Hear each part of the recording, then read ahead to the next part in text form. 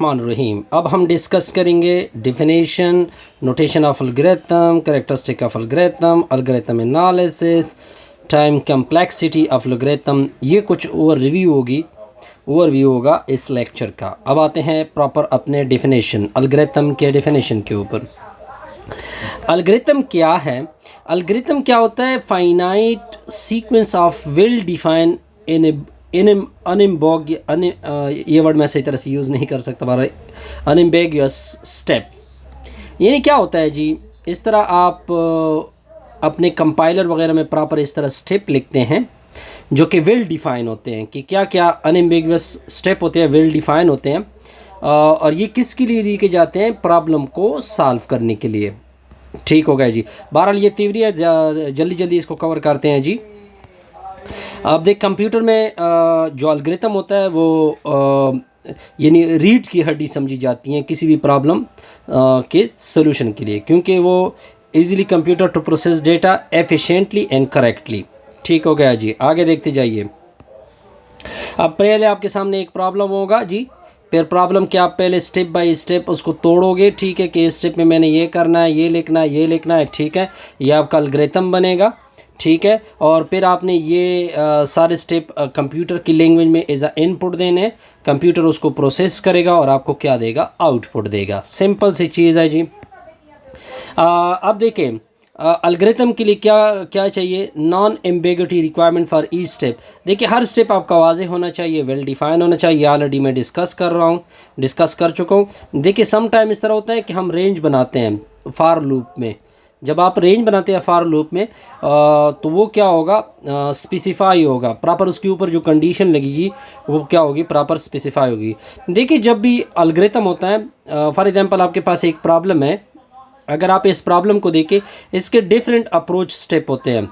कोई 2 स्टेप में इसको कवर करता है, कोई 3 स्टेप में। यानी मेरे कहने का मतलब है कि सेवरल वे से इस के एल्गोरिथम को बनाया जा सकता है एक प्रॉब्लम के।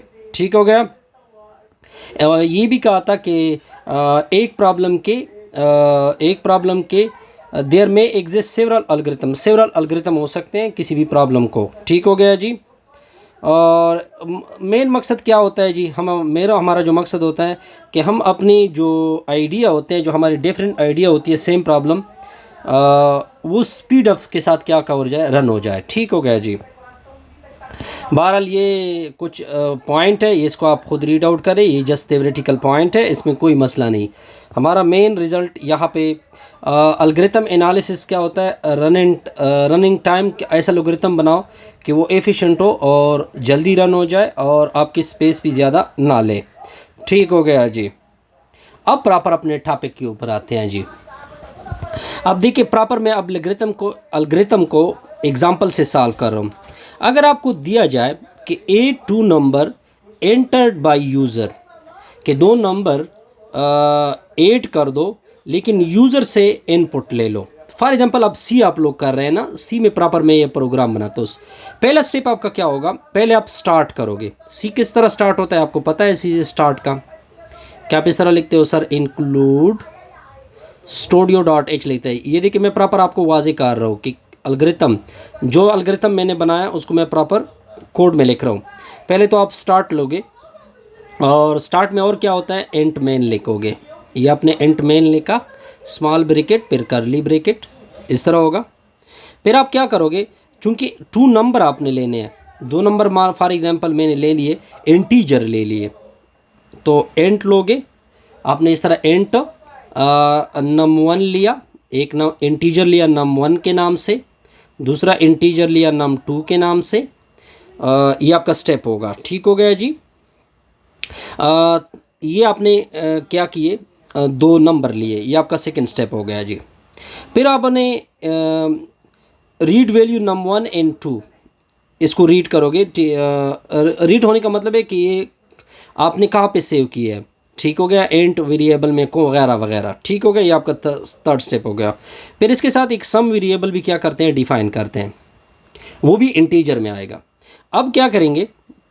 चूंकि यूज़र से इनपुट ले रहे हैं, तो पहले तो आप स्क्रीन पे आपने शो करना होगा प्रिंट एफ एंटर 2 नंबर, कि आप 2 नंबर को एंटर करें। एंटर 2 नंबर, आपने 2 नंबर क्या करने हैं? एंटर करने हैं।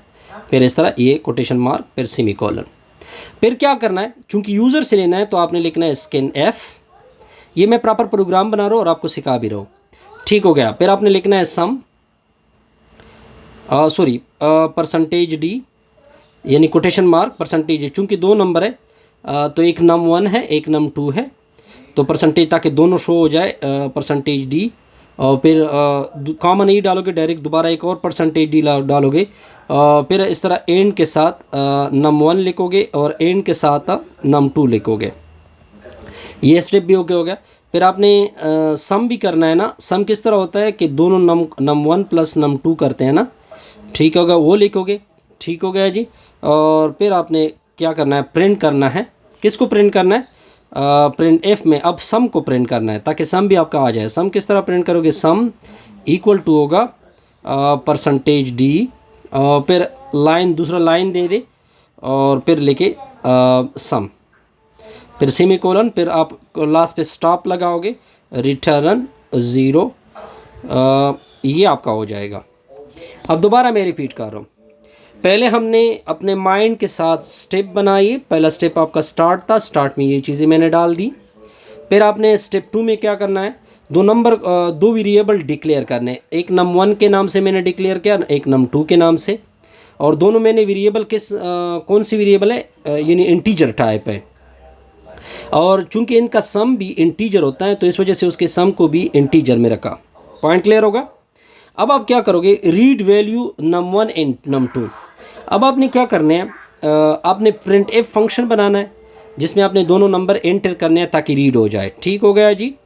और ये जो फंक्शन मैंने लगाया हुआ है ये यूज़र के लिए यूज़ हो जाता है, ठीक हो गया।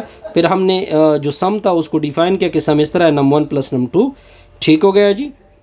और फिर आपने इस सम को क्या करना है, प्रिंट करना है, ये लगा लेंगे। फिर लास्ट पे रिटर्न आएगा और रिटर्न में क्या होगा, 0 होगा। इस तरह हम कोड को क्या करते हैं, एग्जीक्यूट करते हैं।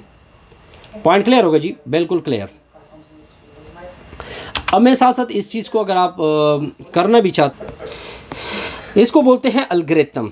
इसको क्या बोलते हैं, एल्गोरिथम। पॉइंट क्लियर होगा जी, बिल्कुल क्लियर। अब देखिए इसको आप फिर आप कर सकते हैं।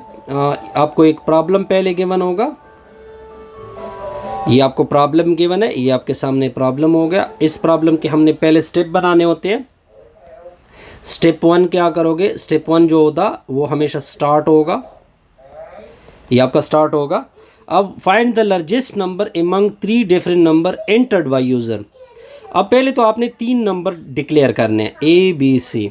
इसका अब मैं प्रॉपर डिस्कस कर रहा हूँ कि डिक्लेयर करने हैं मैंने, डिक्लेयर 3 नंबर, ठीक है। और नाम भी देते जाए, फर्स्ट नंबर ए में से हुआ, सेकंड नंबर बी में, थर्ड नंबर सी में। ये आपका सेकंड स्टेप होगा। अब आपने इन तीनों में लार्जेस्ट नंबर देखना होगा। अब जब आप लार्जेस्ट नंबर देखोगे तो जाहिर बात है आपकी कंडीशन लगेगी। थर्ड स्टेप में आपने क्या करना है, बल्कि थर्ड स्टेप आपका ये होगा कि आप रीड द वेरिएबल, कि वेरिएबल को रीड करोगे। वेरिएबल क्या है, ए बी एंड सी है, ठीक हो गया जी। स्टेप नंबर 4 क्या होगा, चूंकि है ना आपने लार्जेस्ट ढूंढना है। जब आप लार्जेस्ट ढूंढोगे तो आपने 2 कंडीशन ढूंढने हैं, 2 कंडीशन लगाने हैं। एक एफ वाली कंडीशन लगानी है कि या ए ग्रेटर होगा बी से, ए ग्रेटर होगा सी से। तो फिर ए क्या होगा, लार्जेस्ट होगा। तो फिर हमने इसी स्टेप में क्या करनी होती है, ये तो कंडीशन में आएगा ना, फिर इसकी बॉडी आ जाएगी। फिर आपका डिस्प्ले होगा कि A is a largest number. ये पॉइंट क्लियर होगा। अब अगर बी ग्रेटर है तो फिर कंडीशन क्या लगेगी, वो कंडीशन एल्स में चली जाएगी। ए तो ग्रेटर है बी से, बी ए ग्रेटर है सी से। अगर A B greater than C, A B greater than C, ठीक हो गया जी। यहाँ पे मैंने ऑलरेडी 2 कंडीशन लगाई है, ठीक हो गया। तो फिर आपने ये तो कंडीशन लगाई, फिर इसकी बॉडी आ जाएगी इधर, ठीक हो गया जी। और फिर आपको शो होगा कि B is the largest number. फिर आपने एल्स लगाना है। लास्ट स्टेप आपका स्टेप नंबर 5 में, देखिए स्टेप नंबर 5 में कवर हमने स्टॉप करना है जी, एल्स लगाना है। एल्स में क्या आएगा, सी इज़ द लार्जेस्ट नंबर। फिर आपने स्टॉप लगाना है स्टेप नंबर 6 में।